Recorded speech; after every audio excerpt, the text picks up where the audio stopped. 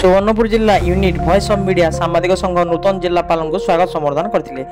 सुवर्णपुर जिला unit voice of media सांबादिक संघ तरफ नूतन जिलापाल भाव में योगदान करथिबा श्री नृपराज साहू को सौजन्य साक्षात्कार सह भव्य स्वागत संबर्धना दिया जायतिला। जिलापाल को भेटी सोनपुर आहार केन्द्र पानी समस्या, सहर ट्राफिक समस्या, नूतन बस स्टाण्ड निर्माण, रिंग रोड असंपूर्ण, दीर्घ दिन पौर प्रशासन तरफ मशा मारिबा, गैस दि जाई नथिबा, विभिन्न ड्रेन समस्या रे नूतन जिलापाल को अवगत करा जायतिला। जिलापाल जरिया मुख्यमंत्री उद्देश्य रे एक 6 दफा दाबी सम्मिलित सांबादिकों समस्या सम्मिलित दाबीपत्र प्रदान करा जायछि। प्रमुख दाबी मध्य राज्य रे सांबादिक सुरक्षा आईन प्रणयन, सांबादिकों को पुनः पेंशन व्यवस्था, अधिस्वीकृत कमिटी पुनर्गठन, सांबादिक परिवार को मध्य स्वास्थ्य बीमा जोगाई देवा, मीडिया एकाडेमी गठन, 10 वर्ष ऊर्ध्व कार्यरत सांबादिकों को लोकसभा भवन को प्रवेश पत्र प्रदान पर सांबादिकों हित सकाशे एक चिठी।